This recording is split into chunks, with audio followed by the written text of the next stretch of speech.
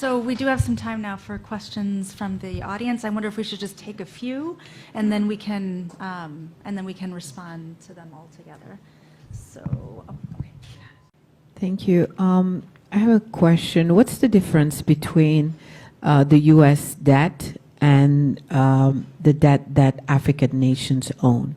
Because the U.S. debt doesn't keep the U.S. from being one of the leading powers of the world, but then African nations can't make it because of that debt that is strangling them. Should I talk? Okay. The first question is a very important question. What makes African and third world debt different from the American debt? Number one, America is never going to pay its debts. It doesn't have to. Its debts are in its own currency. We can simply print it. The African debt is not in its currency. The African debt is in US dollars. Africa has to earn the US dollars, and the only way it can earn the US dollars is not to be assassinated for growing its own food and becoming independent and doing something that the United States does not like. The principle underlying the foundation of the World Bank, the International Bank for IBRD, research, the World Bank, is that no country should grow its own food. Africa and the third world should only grow export crops.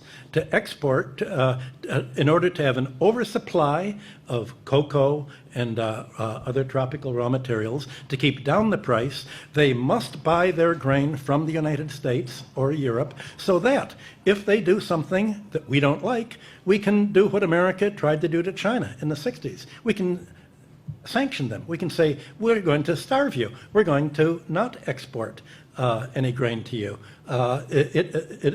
So owing their foreign debt in dollars means that they have to somehow sell something that the United States wants, not what they want. I think the most evil organizations in the world today are the World Bank and the International Monetary Fund. And my book, Super Imperialism, that I wrote in 1972, is all about that. The largest purchasers of the book were the Defense Department and the CIA.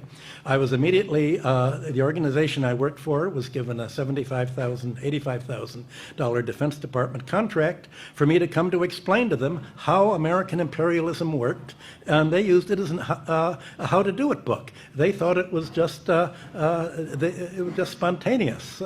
And I had written the book thinking that socialists in third world countries would do something about it, and indeed it was translated into Spanish and other languages. But it was really the Defense Department that applied most of this, and I was amazed when I was invited to the White House to explain how imperialism worked. And my boss said, we've run rings around the British imperialists. This is how to do it. You make them owe the debts in your currency, not their own. You control their central bank and make them financially dependent on you, and then you've got a stranglehold for them. So certainly the third world countries should cancel the debts under the odious debt principle. I haven't been able to convince any of them to do it because they said if we do that, the CIA will kill us. So how do you break that cycle? That's a problem I've not been able to solve. The other thing, when you were responding to the first question, there's also something we're suffering from in Africa, the devaluation of currency as another way of... Devaluation of? The currency. Oh, currency, yes. As a way of keeping us dependent continuously. That's a good point. When a country devalues a currency, what are they devaluing?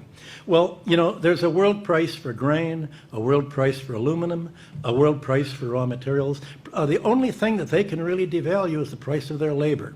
So when Africa or Latin America or Greece is told to, or America is told to devalue the currency, what that means is pay labor less.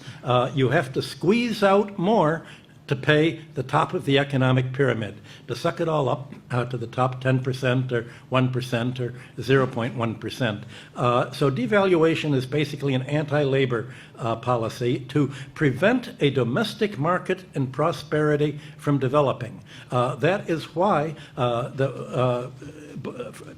China and Russia are saying, we don't want to be part of the dollar area.